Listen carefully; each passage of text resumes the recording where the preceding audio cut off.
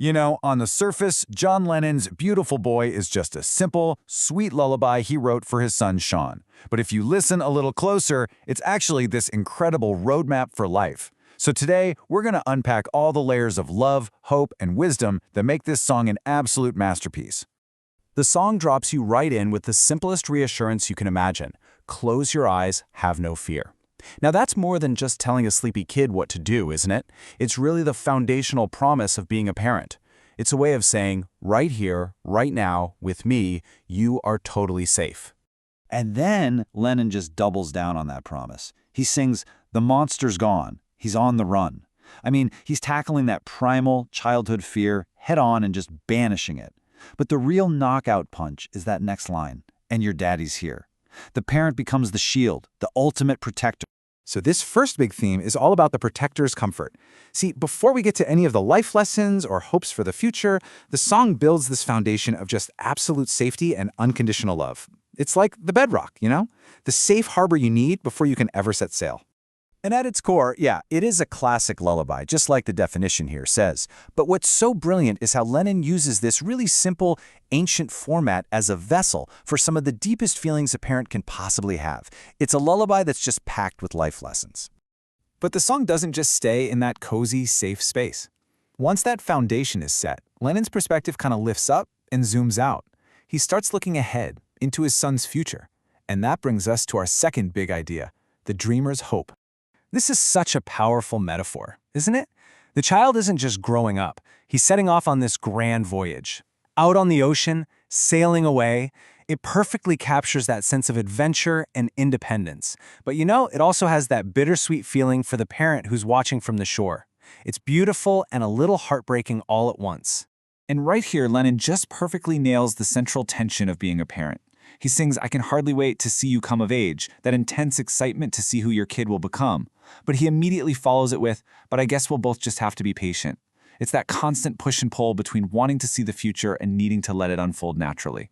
So you can see it's this whole tangle of emotions. You've got the excitement for them coming of age, but then there's the struggle to just be patient.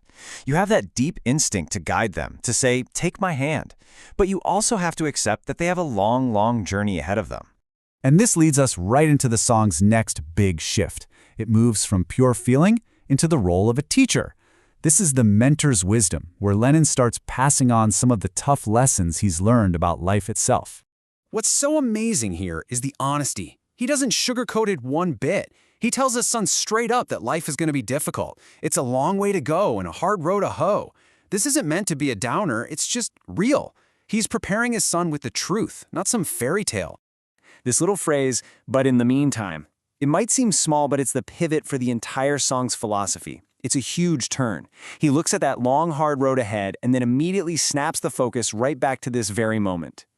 This line is just brilliant. I mean, on one level, it's simple, practical, everyday advice a dad gives his little kid.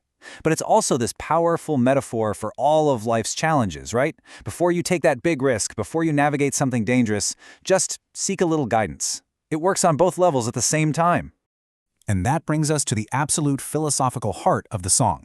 Life is what happens to you while you're busy making other plans. Now, while he might not have been the very first to say it, Lennon made this phrase famous, turning it into a mantra for millions.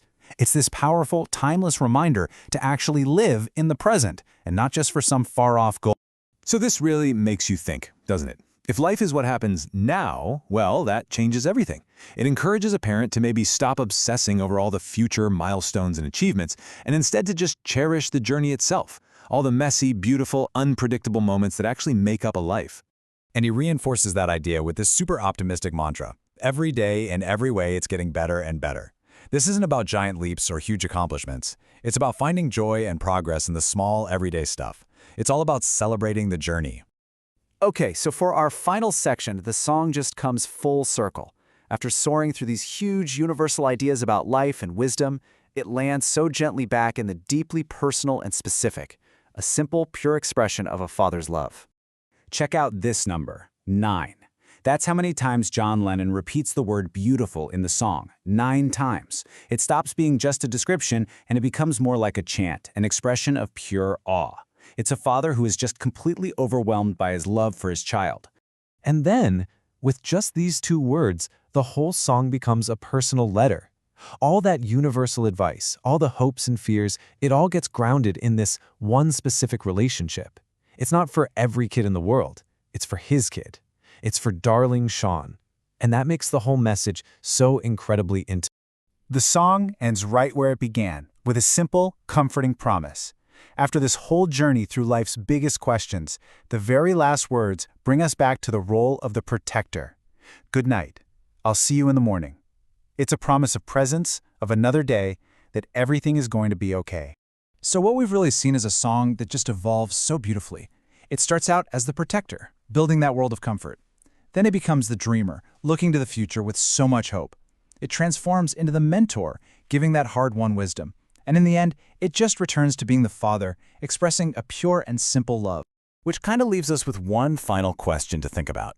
This song is a masterclass in weaving huge life lessons into art. And it makes you wonder, what is the most important lesson a simple song can teach? Is it wisdom? Is it comfort? Or is it maybe just the pure, unfiltered expression of love itself?